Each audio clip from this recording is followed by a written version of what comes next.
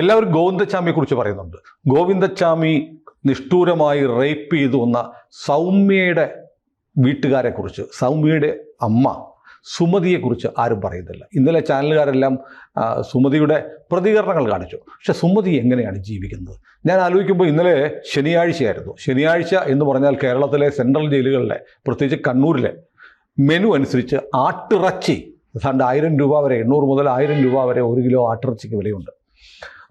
ആ ആട്ടിറച്ചി വിളമ്പുന്ന ദിവസമാണ് നമ്മുടെ സ്കൂളിലെ പിള്ളേർക്ക് ഭക്ഷണം കൊടുക്കാൻ സർക്കാരിന് കാശില്ല.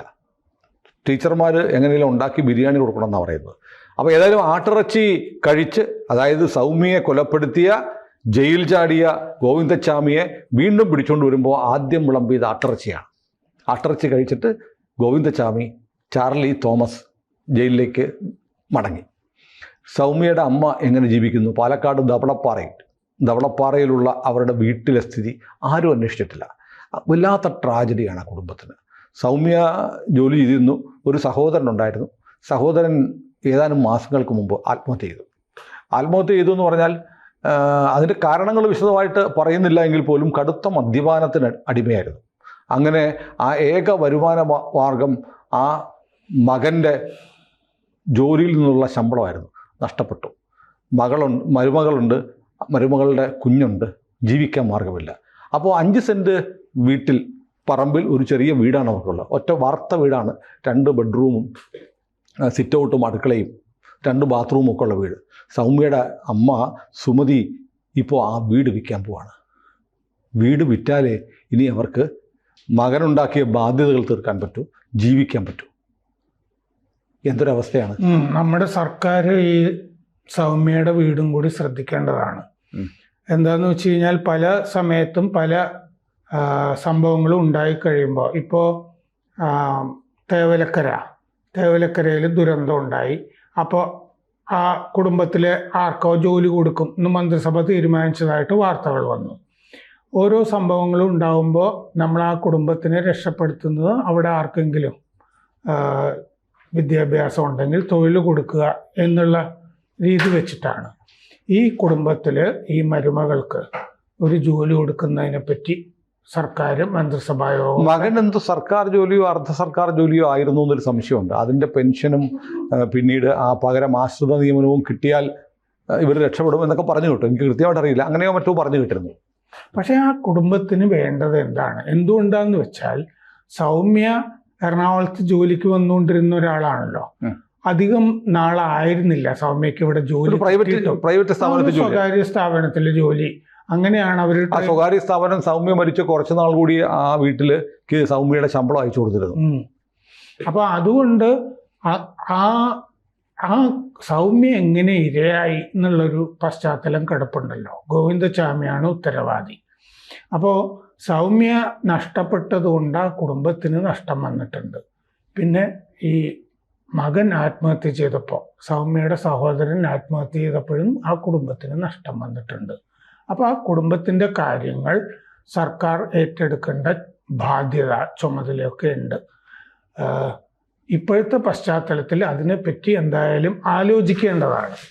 പിന്നെ ഈ ഗോവിന്ദച്ചാമിയുടെ കഥ, ഈ കഴിഞ്ഞ ദിവസം ജയിലിൻ്റെ കാര്യങ്ങളിലൊക്കെ എല്ലാം മൊബൈൽ ഫോണും കഞ്ചാവും എല്ലാം കിട്ടിയിരുന്നു ജയിൽ മറ്റേ IG ഒക്കെ ആയിരുന്ന അലക്സാണ്ടർ ജേക്കബ് ജയിലിൽ നടക്കുന്ന പല കാര്യങ്ങളെപ്പറ്റി ചാനലിൽ സംസാരിക്കുന്നുണ്ടായിരുന്നു.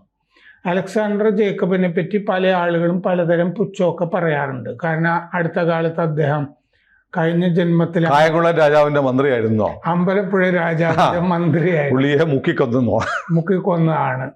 അപ്പോൾ ആരോ പറഞ്ഞിരുന്നു, ആ ഒരു തൃപ്പൂണിത്തുറ രാജകുടുംബത്തിൽ ഒരാൾ, തൃശ്ശൂരിൽ ജീവിക്കുന്ന ഒരാൾ, നന്ദകിഷോർ എന്ന് പറഞ്ഞ ഒരാൾ പോസ്റ്റ് ഇട്ടിരുന്നു, എനിക്ക് ആ രാജാവിനെ പറ്റി വലിയ മതിപ്പാണെന്ന്. രാജാവ് ആരാണെന്ന് അറിയില്ല, എന്തായാലും അയാളെ പറ്റി മതിപ്പാണ് എന്ന് ഈ തൃപ്പൂണിത്തുറ രാജകുടുംബത്തിലെ ഒരാൾ പോസ്റ്റ് ഇട്ടത് ഞാൻ കണ്ടു. പക്ഷെ ഈ ഭൃഗു സംഹിത വായിച്ചു കേട്ടു എന്ന് ആണല്ലോ അലക്സാണ്ടർ ജേക്കബ് പറഞ്ഞിരിക്കുന്നത്. ഈ ഭൃഗു സംഹിത ഞാനും മറ്റേ ചന്ദ്രൂര് പോയിട്ട് വായിച്ചു കേട്ടിട്ടുണ്ട്, ശ്രീധരൻ ജൂൾസിന്റെ അടുത്ത് പോയിട്ട്.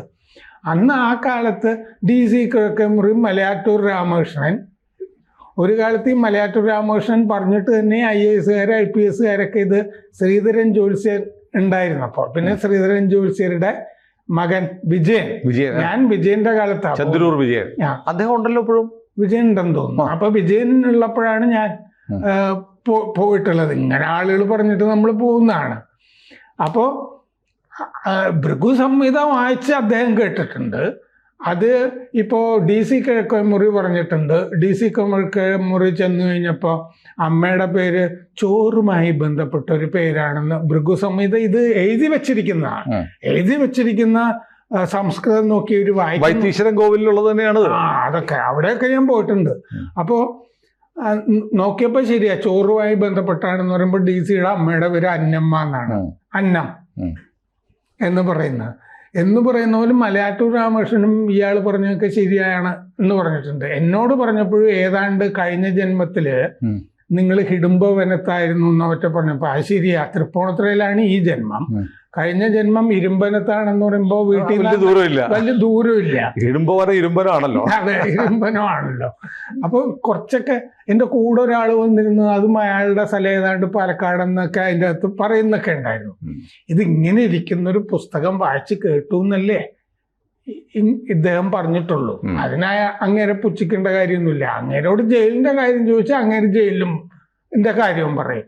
അങ്ങേര് പറയുകയാണേ, അലക്സാണ്ടർ ജേക്കബ്, അദ്ദേഹം ജയിലില് IG ഒക്കെ ആയിരുന്ന കാലത്ത് UDFന്റെ ഒരു മന്ത്രി ജയിലിൽ പോയി.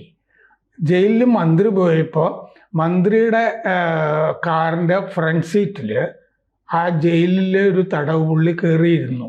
അപ്പൊ മന്ത്രി ഇവിടെ കയറി, മന്ത്രി അപ്പുറത്തിരിക്കുകയാണ്. അപ്പൊ മാറി ജയിലിലാണല്ലോ. മന്ത്രി എന്നോട് ഇവിടെ ഇരിക്കാൻ പറഞ്ഞു എന്ന് ഡ്രൈവറോട് പറഞ്ഞു, മറ്റേ ഗൺമാനോടും ഒക്കെ പറഞ്ഞു. അപ്പൊ അവരും പ്രവേശിപ്പിച്ചിരുന്നു. എന്നിട്ട് ഇയാൾക്ക് ആ കാറ് കയറി പോയി ഈ തടവ് പുള്ളി മന്ത്രിയുടെ കൂടെ ജയിലിൽ നിന്ന്. ഇങ്ങനെയും തടവ് ചാട്ടം നടന്നിട്ടുണ്ട്. പിന്നെ അയാള് സെക്രട്ടേറിയറ്റിൽ നിന്ന് മറ്റോ 1.5 മണിക്കൂർ കഴിഞ്ഞിട്ട് ചാടിപ്പോയതാണെന്ന് അറിഞ്ഞിട്ട് പിടിക്കുകയായിരുന്നു എന്ന് അലക്സാണ്ടർ ജേക്കബ് പറഞ്ഞിട്ടുണ്ട്.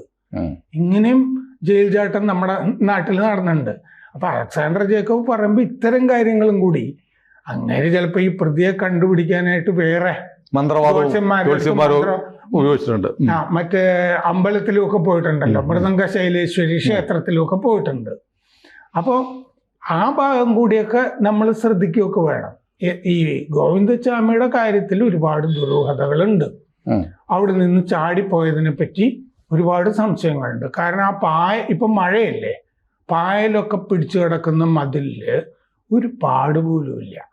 ഈ ചാടി എന്ന് പറയുന്ന നല്ല പച്ചച്ച് മഴയത്ത് നനഞ്ഞു കിടക്കുകയാണ് ചിത്രങ്ങളിൽ. ഇയാള് ചാടിയതിൻ്റെയോ കെട്ടിയതിൻ്റെയോ ഒന്നും ഒരടയാളങ്ങളും അതിൻ്റെ അകത്തില്ല. 3 മതിൽ ചാടണ്ടേ.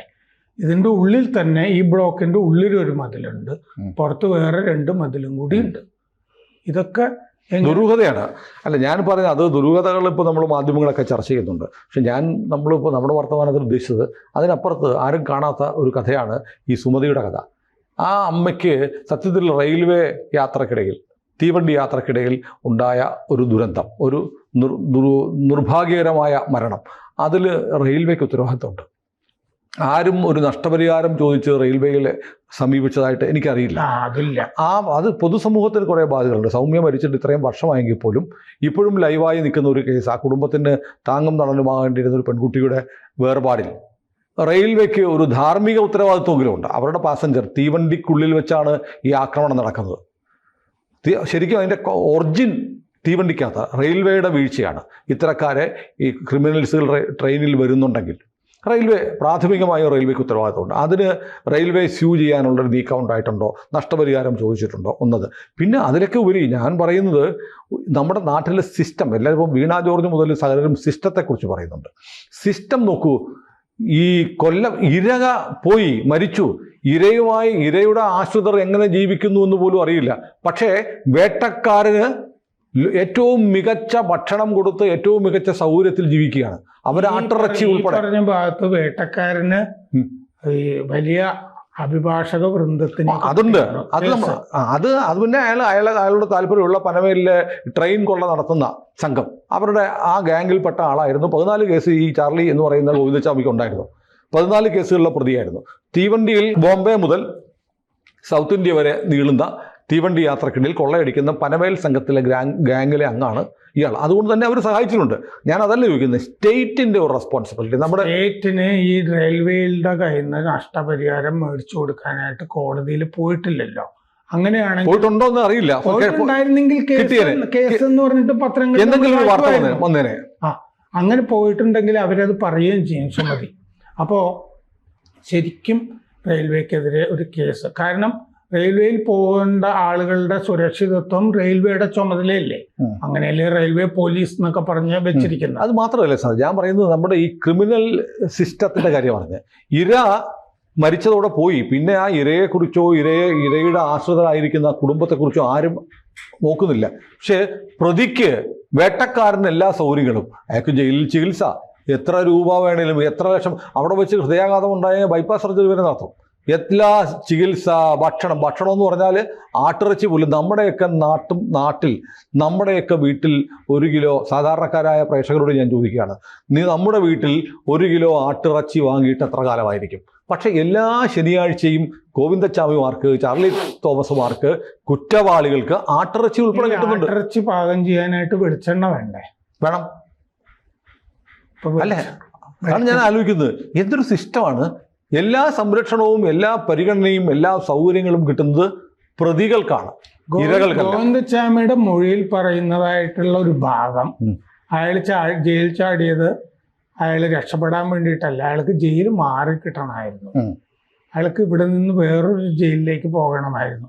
എനിക്കത് തീരെ മനസ്സിലായില്ല. അയാൾ മുമ്പ് വിയ്യൂർ ജയിലിലേക്ക് തന്നെ മാറ്റണമെന്ന് ആവശ്യപ്പെട്ടു. ആദ്യം തമിഴ്നാട്ടിലെ ജയിലിലേക്ക് മാറ്റണമെന്ന് പറഞ്ഞു. അത് പറഞ്ഞിരുന്നു. പിന്നീട് വിയ്യൂർ മാറ്റണമെന്ന് ഇയാൾ ആവശ്യപ്പെട്ടിരുന്നു എന്നതായി കേൾക്കുന്നുണ്ട്. ആളൂർ വഴി പുള്ളിക്ക് കണ്ണൂർ ജയിലിലെ ഈ പ്രത്യയശാസ്ത്ര പരിസരം ഇഷ്ടപ്പെടാഞ്ഞിട്ടാണോ? പുള്ളിക്ക് എന്താ മാർക്സിസത്തിനോട് താല്പര്യമില്ലേ? അവിടെ മാർക്സിസ്റ്റുകൾ ഭരിക്കുന്നത് ഇഷ്ടപ്പെടുന്നില്ലേ? ഈ ജയിൽ മാറണം എന്ന് പറയുമ്പോൾ ഒരാൾ ചാടുന്നത് രക്ഷപ്പെടാൻ വേണ്ടിയിട്ടാണ്. ഈ മാധ്യമങ്ങൾ ഓരോന്നും പറഞ്ഞു വരുത്തുന്നതേ, ഒന്നാമത് ഇങ്ങനെയൊന്നും മൊഴി കൊടുത്തിരിക്കണം എന്ന് പോലുമില്ല.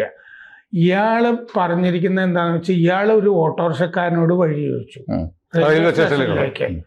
അത് തെറ്റിപ്പോയി. അയാൾ പറഞ്ഞു വഴി കൊടുത്തു, പക്ഷേ ഇവൻ പോയപ്പോൾ തെറ്റിപ്പോയി. 3/4 മണിക്കൂർ കൊണ്ട് എത്തേണ്ടത് പിന്നെ ഒരുപാട് വൈകിപ്പോയി. അല്ലെങ്കിൽ അയാൾക്ക് പരിചയമുള്ളത് തീവണ്ടികൾ, ട്രെയിനിൽ കയറി അയാൾ സ്ഥലം വിടുമായിരുന്നു. അങ്ങനെയാണ് അതിൻ്റെ അകത്ത് സംഭവിച്ചിരിക്കുന്നത്. അല്ലാതെ അയാൾക്ക് പ്രത്യയശാസ്ത്ര പ്രശ്നം, ജയില് മാറിക്കിട്ടാൻ വേണ്ടി എന്നൊക്കെ ഇങ്ങനെ കഥകൾ ഉണ്ടാക്കുന്നതിന്റെ ഭാഗമായിട്ട് വരുന്നതാണ്. അപ്പൊ വേട്ടക്കാരനെ മാധ്യമങ്ങൾ ശ്രദ്ധിക്കുമ്പോൾ ഏറ്റവും കൂടുതൽ ശ്രദ്ധിക്കേണ്ടതും മാനുഷിക പരിഗണന കൊടുക്കേണ്ടതും ഈ ഇരയുടെ കുടുംബത്തിനാണ്.